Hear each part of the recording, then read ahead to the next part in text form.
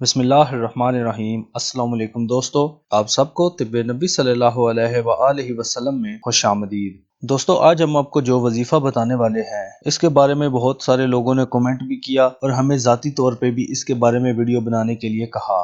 لوگوں کو اکثر یہ شکایت ہوتی ہے کہ کوئی شخص ہمدردی کے نام پر یا دوستی یاری یا پھر رشتہ داری کے نام پر ان سے پیسے لے گیا اور اب وہ پیسے واپس لینے کا نام ہی نہیں لیتا۔ جب اسے فون کیا جائے یا تو وہ فون نہیں اٹھاتا یا پھر وہ موبائل بند کر دیتا یا آپ کا نمبر بلاک کر دیتا ہے۔ تو ایسے لوگوں سے نمٹنے کے لیے ہم آپ کے لیے ایک بہت ہی آسان سا وظیفہ لے کر آئے ہیں۔ یہ وظیفہ آپ لوگ عام زندگی میں بھی بہت استعمال کرتے ہیں۔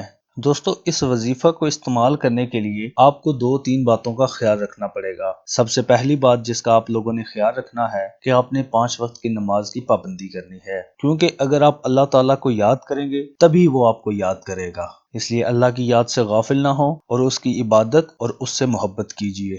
دوسری بات جس کا آپ لوگوں نے خیال رکھنا ہے کہ آپ نے اس وظیفے پر کامل یقین رکھنا ہے۔ یقین کے علاوہ اس دنیا میں کچھ بھی نہیں ہوتا۔ اگر آپ یقین رکھیں گے تبھی آپ اس وظیفے سے مکمل فائدہ اٹھا سکتے ہیں۔ یاد رکھیے گا، آپ کے سبسکرائب کرنے سے ہماری حوصلہ افزائی ہوتی ہے، اس لیے ہمارے چینل کو سبسکرائب ضرور کریں اور اس ویڈیو کو بھی ضرور شیئر کریں۔ آپ لوگوں کا قیمتی وقت ضائع کیے بغیر چلیے میں آپ کو بتاتا ہوں کہ یہ وظیفہ کیا ہے اور اس کو کرنے کا طریقہ کار کیا ہے۔ دوستو، اگر آپ نے کسی سے پیسے لینے ہوں اور وہ نہ دیتا ہو یا کوئی قرض واپس نہ کر رہا ہو تو ہر نماز کے بعد یا ہر گھنٹے بعد سورہ فاتحہ اور اس کے ساتھ 3 مرتبہ سورہ اخلاص پڑھنی ہے اور اول اور آخر 3 مرتبہ درود شریف پڑھنا ہے۔ سورہ فاتحہ قرآن مجید کی پہلی سورت ہے جو ہم لوگ ہر نماز میں بھی پڑھتے ہیں۔ اس کے علاوہ سورہ اخلاص جو بچے بچے کی زبان پر ہے وہ بھی ہر مسلمان کو اس طرح سے یاد ہے جس طرح سے اس کو اپنا نام۔ اس کے بعد جو آپ نے درود شریف پڑھنا ہے وہ آپ کوشش کیجئے کہ درود ابراہیمی پڑھیں۔ اگر درود ابراہیمی نہ بھی پڑھیں تو کوئی سا بھی درود شریف جو آپ لوگوں کے دل کو اچھا لگتا ہے وہ آپ پڑھ سکتے ہیں۔ اس وظیفہ کو کرنے کے دوران آپ لوگوں نے اپنے ذہن میں یہ تصور رکھنا ہے کہ آپ نے جو رقم اس شخص سے لینی ہے وہ آپ نے اس کو ہدیہ کر دی۔